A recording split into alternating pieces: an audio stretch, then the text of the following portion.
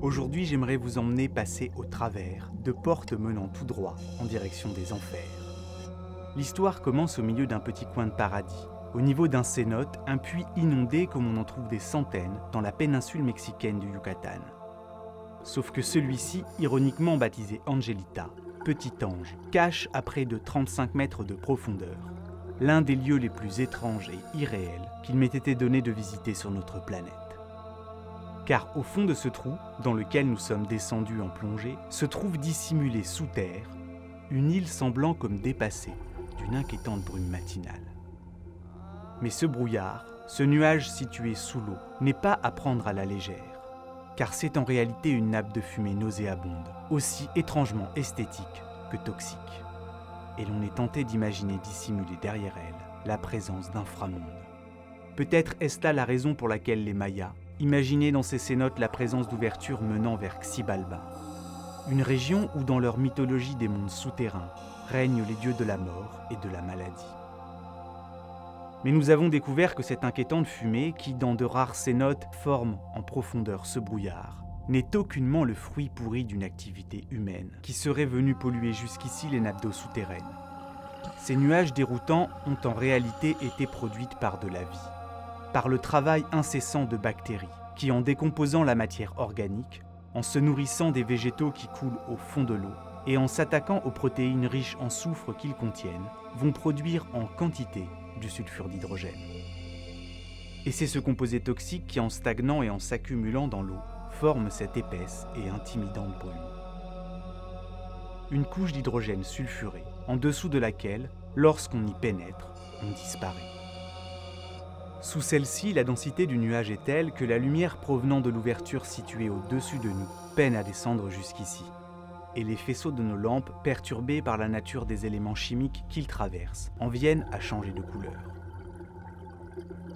Progressant dans ce milieu ténébreux, entre les branches en décomposition des arbres morts, je ne peux m'empêcher de penser que ce nuage de sulfure d'hydrogène, cette couche de fumée qui semble ne faire qu'un avec l'eau, est étrangement, lorsqu'elle n'est pas dissoute, un gaz inflammable.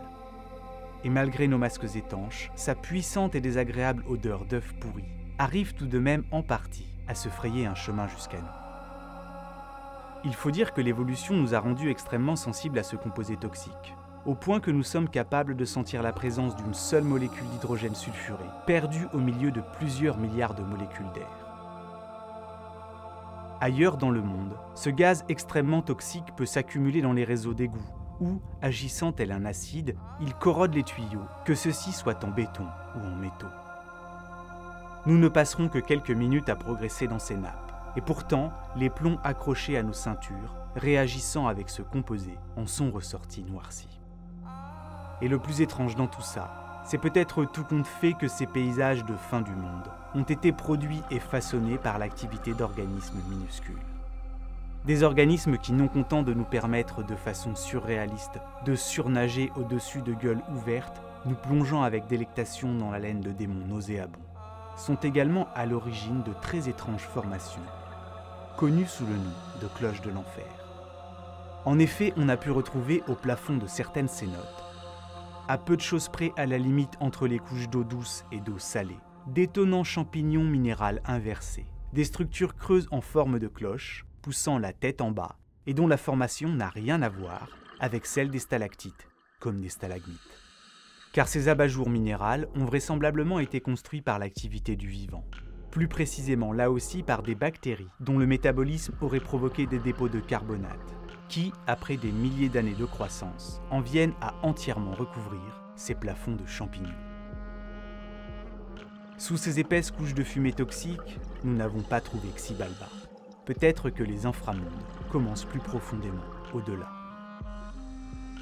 Nous n'irons pas plus loin, mais d'autres plongeurs plus aguerris que nous l'ont été, et ils ont découvert sous ce nuage, dans la zone des 60 mètres, des ossements de paresseux datant de plusieurs milliers d'années. Et encore au-delà, des méandres dans lesquels il est possible de s'enfoncer, profondément ou latéralement dans des kilomètres de galeries et de cavités encore largement inexplorées. Et c'est peut-être là tout compte fait que se réfugie aujourd'hui Xibalba. Refusant d'être touché du doigt, il se love dans les limites du monde connu, vit calfeutré dans l'ombre des dernières terra incognita. En attendant, moi je reste là, à contempler les apnéistes qui, sans qu'aucune cloche de l'enfer ne sonne, pour annoncer leur venue, descendent à la verticale dans ce puits de lumière, pour l'espace d'un instant visiter à 35 mètres sous la surface des terres, ce qui constitue définitivement un petit univers. D'ailleurs, il est amusant de penser que l'hydrogène sulfuré pourrait bien un jour nous aider à le visiter, l'univers. Car l'on s'est récemment rendu compte que ce composé, certes très toxique à forte dose, est capable de plonger des souris en ayant inhalé des quantités dérisoires et savamment dosées, dans un état dit de vie suspendue. De là à penser qu'il sera un jour possible de baisser le niveau métabolique des astronautes des vols spatiaux de longue durée, il n'y a qu'une palle.